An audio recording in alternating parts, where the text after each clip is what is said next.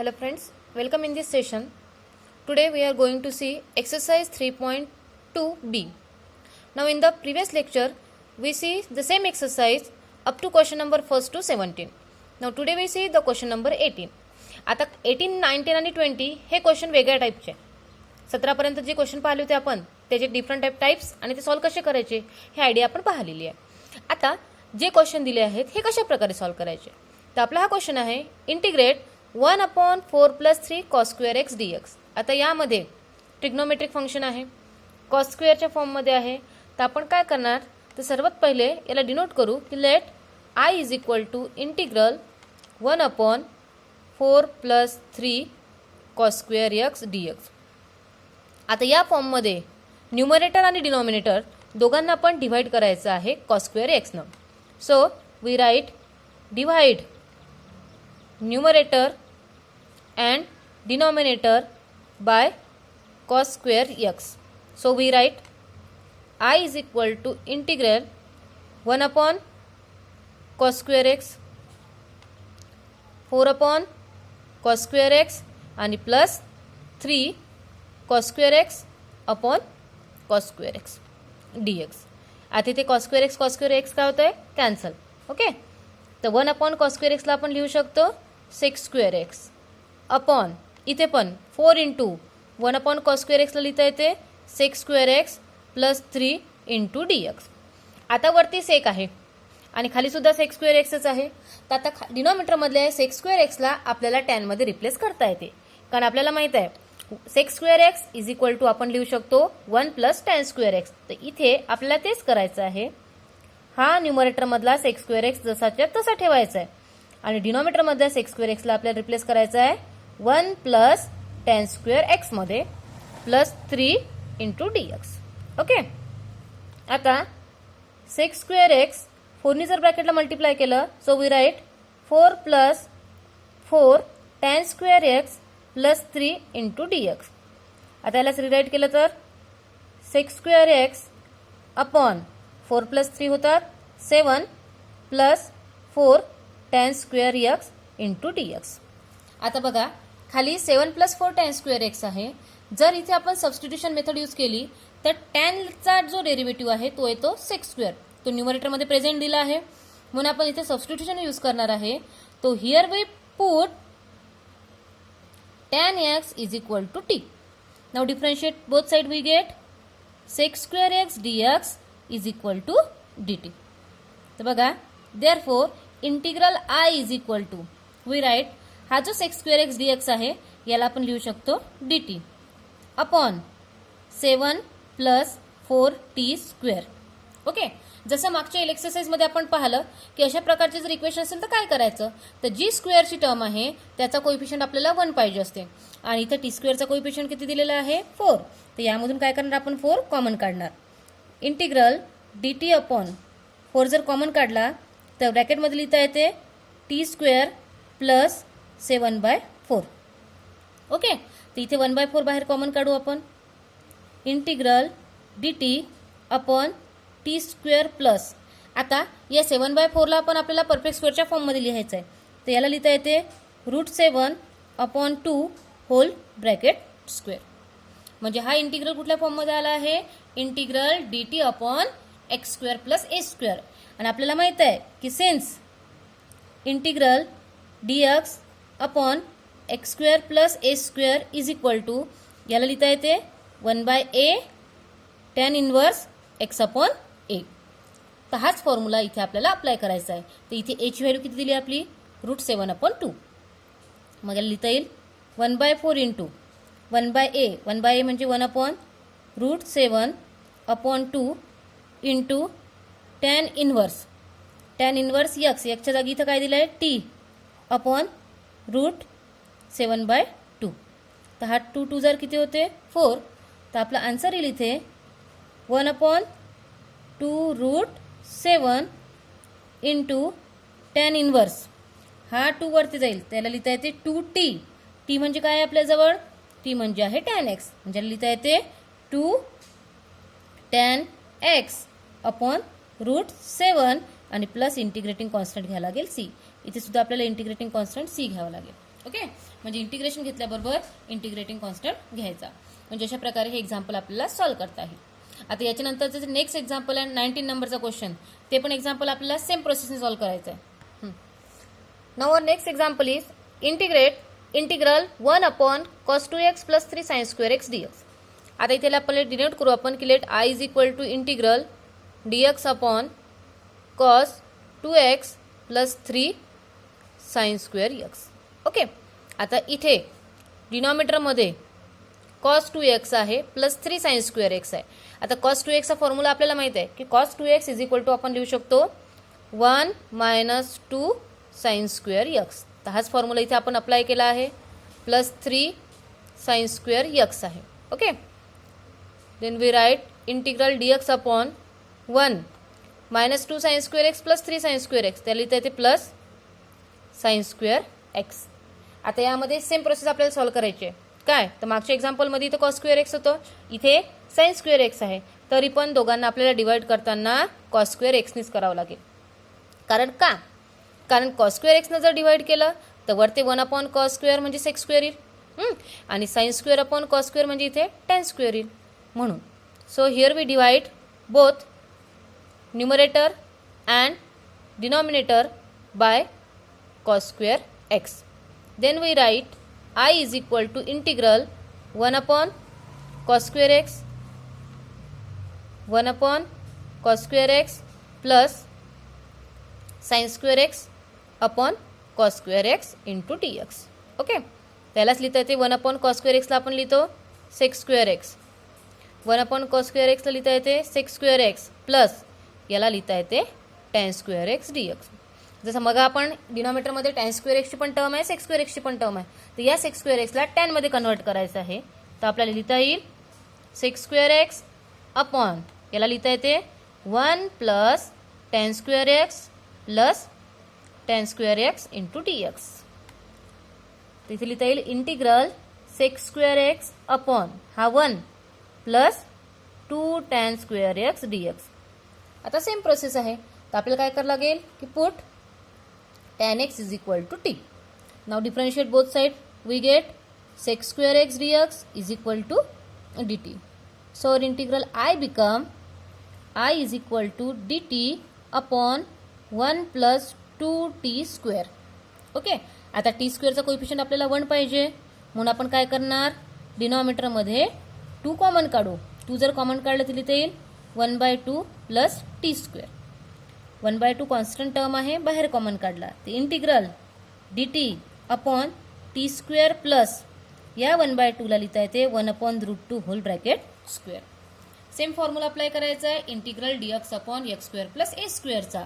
तर त्याला लिहिता येते 1/a म्हणजे 1/√2 tan inverse t upon 1/√2 plus integrating constant c.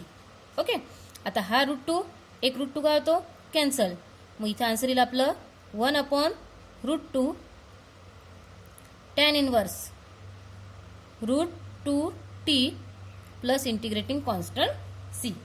आता t ची व्हॅल्यू इथं काय करायची आपल्याला रिसबस्टिट्यूट करा, तर आपला आन्सर येणार final answer 1/√2 tan inverse √2 tan x plus integrating constant c. अशा प्रकारे आपण हे 19 नंबरचं सॉल्व्ह केलं. आणि लास्ट जो क्वेश्चन आहे 20 नंबरचा, तो पण आपल्याला असाच सॉल्व्ह करायचा आहे, तो तुम्ही सॉल्व्ह करून बघा. आता आपल्याला क्वेश्चन नंबर 2 वर जायचं आहे. तर क्वेश्चन नंबर 2 वर जाण्यापूर्वी क्वेश्चन नंबर 2 मधले जे डिफरंट टाइप्स आहेत ते आपण स्टडी करणार आहे. तिथं फर्स्ट टाइप मी इंडिकेट केलेला आहे की integral 1/a plus b sine 2x dx. म्हणजे जर आपलं एक्झाम्पल या फॉर्ममध्ये दिलं असेल 1/a प्लस b साइन 2xच्या फॉर्ममध्ये, ओके, किंवा integral 1/a plus b cos 2x dx और integral 1/a sine 2x plus b cos 2x dx और integral 1/a plus b sine 2x plus cos 2x dx. म्हणजे जर अशा प्रकारे जर दिले असतील एक्झाम्पल तर काय करायचं, तर यावेळेस सरळ सरळ आपल्याला पुट करायचं आहे की put tan x is equal to t.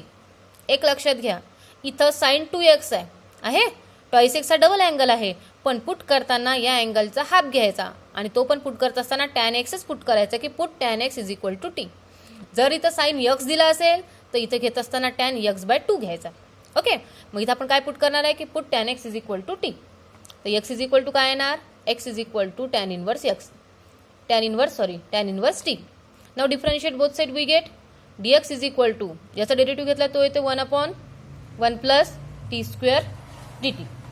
Okay, मग dx is equal to 1/1 plus t square dt. हे झाली कशाची व्हॅल्यू, dx ची व्हॅल्यू. टॅन एक्स पुट केला आपण टी. मग जर आपल्याला साइन 2x ची व्हॅल्यू पुट करायची आहे तर आपल्याला फॉर्म्युला माहिती आहे की sine 2x is equal to 2 tan x upon 1 plus tan square x आहे हा फॉर्म्युला साइन 2x चा. तर मग इथे 2 टॅन एक्स, तर टॅन एक्सची व्हॅल्यू किती आपल्याजवळ टी आहे, म्हणजे आपल्याला काय करायला लागेल 2t upon 1 plus t square. Okay, म्हणजे साइन 2x रिप्लेस कशाने होणार, sine 2x is equal to 2t upon 1 plus t square. कसं झाला, तर साइन 2x चा फॉर्म्युला आहे 2 tan x upon 1 plus tan square x. Tan x is equal to काय put केला आपण, टी पुट केला आहे. मग टॅन एक्सच्या जागी जर टी ठेवला तर we get 2t upon 1 plus t square. Okay, असाच कॉस 2x आहे.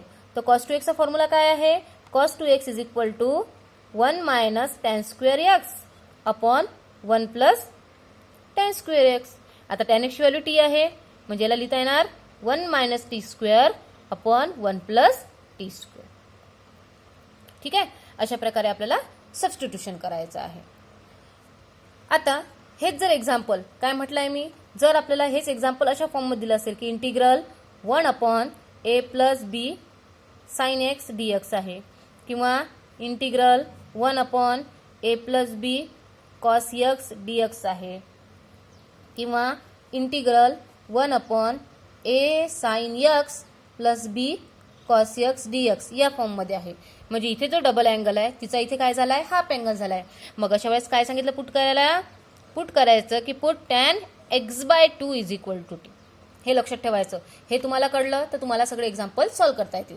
डबल अँगल असेल तर tan x is equal to 2 put करायचं, आणि जर हाफ अँगल दिलेला असेल म्हणजे फक्त साइन एक्स दिला असेल तर तिथे पुट करायचं tan x by 2 is equal to t. तर यावरून x by 2 is equal to काय येतं, tan inverse t. Now differentiate both side. तर एक्स इज इक्वल टू लिहिता येणार आपल्याला 2 टॅन इनवर्स टी. डिफरन्शिएट केलं तर काय येते, dx is equal to 2 upon 1 plus t square into dt. हे झाली आपली dx ची व्हॅल्यू. हां, मग आता तसंच साइन एक्सला काय लिहायला लागेल, 2 tan x by 2 upon 1 plus tan square x by 2. जर इथं डबल अँगल आहे तर इथे त्याचा हाफ होत असते, पण आपल्याला हाफमध्येच आपण एक्स बाय 2 पुट केलं, x by half of angle tan of x by 2 ला आपण टी लिहिलेला आहे.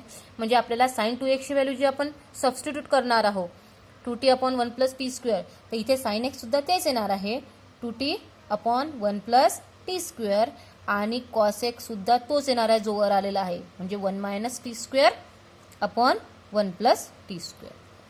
हे जर आपल्याला कळलं तर तुम्हाला क्वेश्चन नंबर 2 मधलं कोणतंही एक्झाम्पल इझिली सॉल्व्ह करता येईल.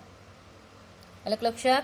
डबल अँगल असेल तर tan x is equal to t put करायचं, त्यावरून dx sign 2x cos 2x ची व्हॅल्यू काढायची. आणि साइन 2x ची व्हॅल्यू आहे 2t upon 1 plus t square, cos 2x ची व्हॅल्यू आहे 1 minus t square upon 1 plus t square. Sine 2x आणि कॉस 2x च्या दोन्ही व्हॅल्यू सेम राहतील, फक्त tan x is equal to t आहे तर x is equal to tan inverse t येते, dx is equal to 1 upon 1 plus t square dt येते. जर हाफ अँगल आहे तर तिथे tan x by 2 is equal to t put करायचं, x by 2 is equal to tan inverse t येते, मग x is equal to 2 tan inverse t येते. याला जर डिफरन्शिएट केलं तर dx is equal to t upon 2 upon 1 plus t square dt आहे.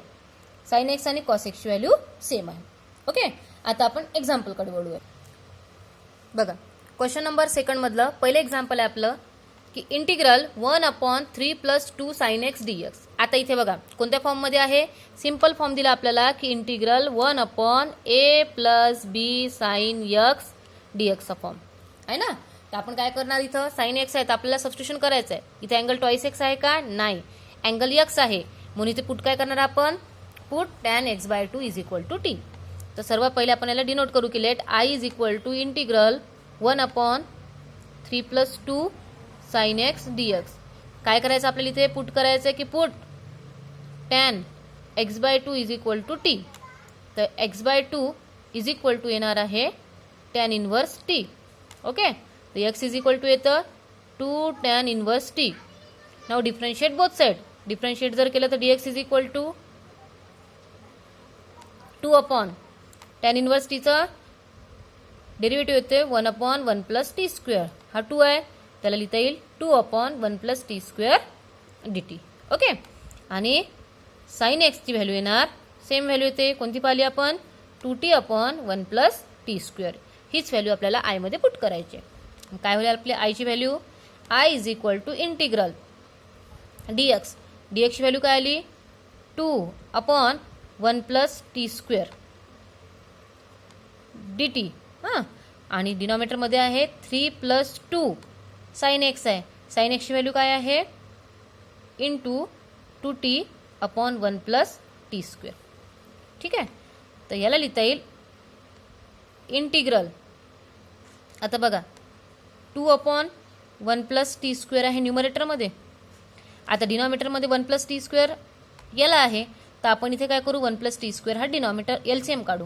काढला 1 प्लस टी स्क्वेअर, तर काय लिहिता येईल? 3 इंटू 1 प्लस टी स्क्वेअर. कारण हा 1 प्लस टी स्क्वेअर डिनॉमिनेटर 3ला नाही आहे, या टर्मला आहे. एलसीएम काढला म्हणून 3ने काय करावं लागेल? याला मल्टिप्लाय करावं लागेल. आणि प्लस येणार 2 2 जार 4t इंटू dt. आता हे जे 1 प्लस टी स्क्वेअर आहे, ही टर्म कॅन्सल होईल. ती कॅन्सल केली तर आपली टर्म येते 2 अपॉन 3ने मल्टिप्लाय करा 3 plus 3t square plus 4t into dt. याला जर रिअरेंज केलं तर 2 upon 3t square plus 4t plus 3 into dt. Okay, आता इथे डिनॉमिनेटरमध्ये क्वाड्रॅटिक इक्वेशन आलं, आणि आपण मागल्या लेक्चरमध्ये पाहिलं आहे जर इक्वेशन क्वाड्रॅटिक फॉर्ममध्ये असेल म्हणजे integral dx upon ax square plus bx plus cच्या फॉर्ममध्ये दिलं असेल तर आपण कम्प्लिटिंग स्क्वेअर मेथडचा यूज करून त्याला सॉल्व्ह करतो. तर त्यासाठी सर्वात पहिले जो टी स्क्वेअर आहे त्याचा कोएफिशियंट आपल्याला किती करावं लागेल? 1. इथं टी स्क्वेअरचं कोएफिशियंट किती दिलेलं आहे? 3. तर आपल्याला 3 इथे कॉमन काढावं लागेल. म्हणजे इंटिग्रल 2 अपॉन 3 जर कॉमन काढला तर ब्रॅकेटमध्ये येते T square plus 4/3t plus 1. 3/3 1 येते इंटू dt. आता हा 2 आणि हा 3 कॉन्स्टंट टर्म आहे, कॉमन काढा. 2/3 कॉमन काढला तर integral dt upon t square plus 4/3t plus 1. आता याला सॉल्व्ह करायचं. काय करायचं? तर आपल्याला कम्प्लिटिंग स्क्वेअर मेथड यूज करायची आहे. तर कम्प्लीट स्क्वेअरमध्ये त्यातली थर्ड टर्म काढावं लागेल, आणि थर्ड टर्मचा फॉर्म्युला आपल्याला माहिती आहे. तो फॉर्म्युला इथे आपल्याला यूज करायचा आहे. थर्ड टर्म काढण्याचा फॉर्म्युला आहे third term is equal to half of coefficient of x whole bracket square. तर is equal to 1/2 into coefficient of x दिलेला आपल्याला 4/3 होल ब्रॅकेट स्क्वेअर.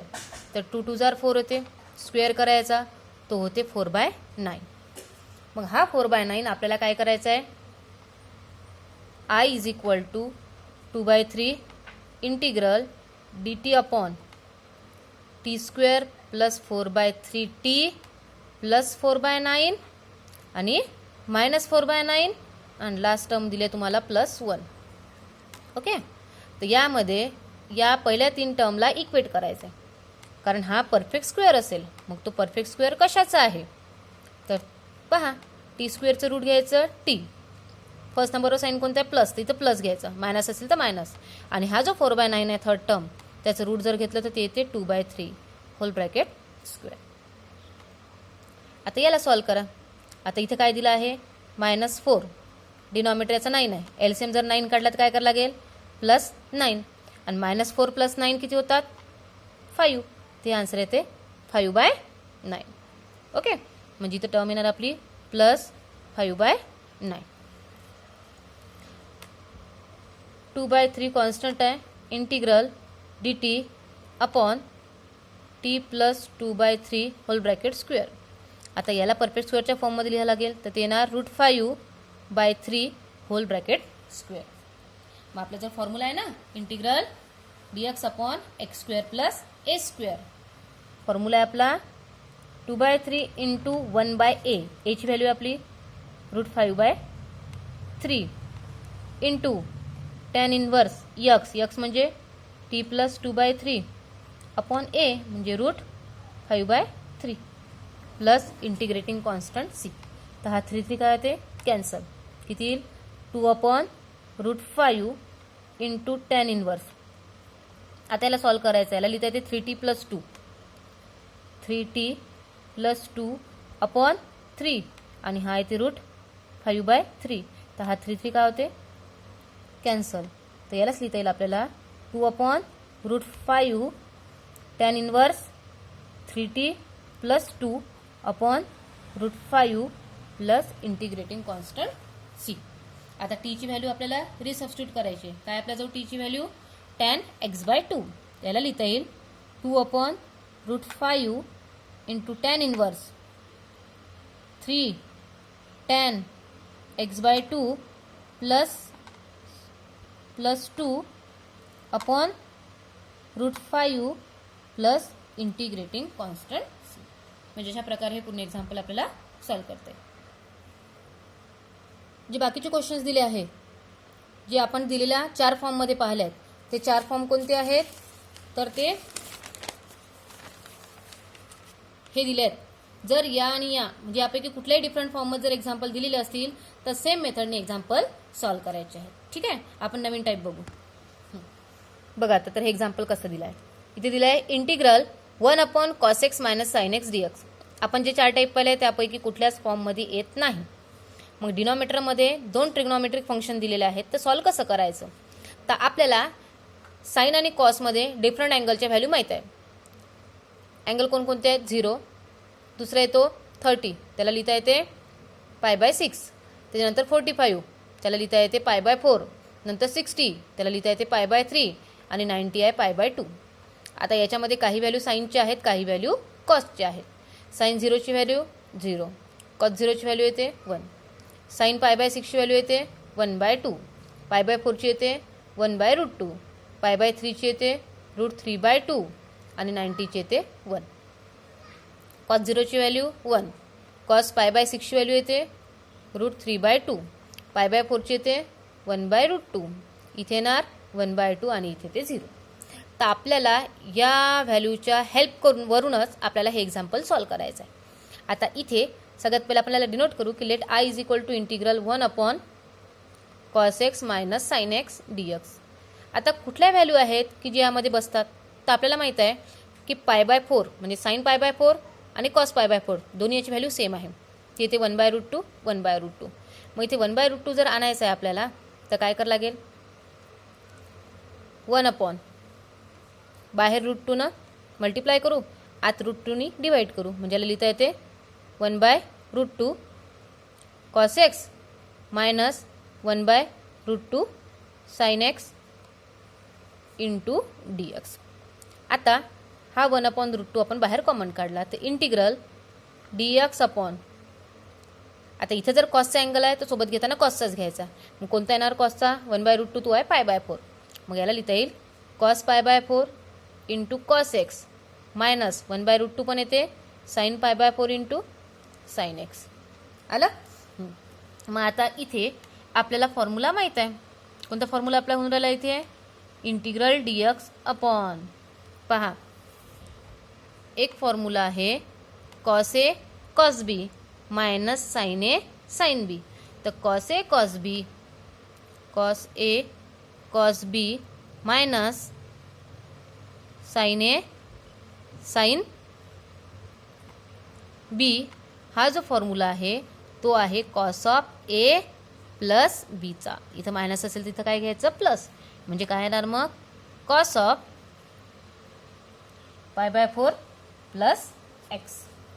मग आता 1/cos π/4 एक्स प्लस एक्स आहे, त्याला लिहिता येईल 1/cos आहे म्हणजे त्याला लिहिता येईल sec π/4 plus x into dx. Okay. आणि इंटिग्रल सेक एक्सचं आपल्याला इंटिग्रेशन माहीत आहे. काय लिहिता येईल मग आपल्याला 1/√2 into log of mod of sec π/4 plus x plus tan π/4 plus x mod complete plus integrating constant c. म्हणजे आपल्याला हे एक्झाम्पल अशा प्रकारे सॉल्व्ह करते. याच्यानंतरचं नेक्स्ट एक्झाम्पल दिलेलं आहे ते एक्झाम्पल दिलेलं आहे integral 1 cos x minus √3 sin x. आता इथं cos x आहे मायनस √3 sin x आहे. तर आपल्याला ह्या जे व्हॅल्यू दिल्या आहेत तर साईनमध्ये √3/2 पाहिजे. मग इथे फक्त √3 आहे म्हणजे काय करायला लागेल मग इथे आपल्याला 2ने डिवाइड करायला लागेल. ओके, मग 2ने डिवाइड करण्यासाठी काय करणार आपण इथं इंटिग्रल 1 2ने डिवाइड करण्यासाठी 2ने मल्टिप्लाय सुद्धा करावं लागेल. मग ते जर केलं तर इथं काय येणार 1/2 cos x minus √3/2 into sin x into काय येणार dx. आलं. तर इज इक्वल टू इंटिग्रल हा 1/2 कॉन्स्टंट बाहेर काढू 1 आता कॉसमध्ये 1/2 व्हॅल्यू कोणती आहे कॉसमध्ये 1/2 व्हॅल्यू पाहिजे कशाची आहे π/3 ची आणि साईनमध्ये √3/2 पण व्हॅल्यू कशाची आहे π/3 म्हणजे सेम अँगल आहे. म्हणजे इथे लिहिता येते cos of π/3 into cos x minus sine of π/3 into sin x dx. कशाचा फॉर्म्युला आहे तर सेम फॉर्म्युला आहे 1/2 into integral 1 cos of π/3 plus x into dx. तर यालाच लिहिता येते 1/2 इंटू इंटिग्रल 1/cos म्हणजेच sec of π/3 plus x into dx. जसं वरचं आन्सर काढलं तसंच हे आन्सर काढते. इथे आपली 3.2b एक्सरसाइज कंप्लीट झाली. थँक्यू.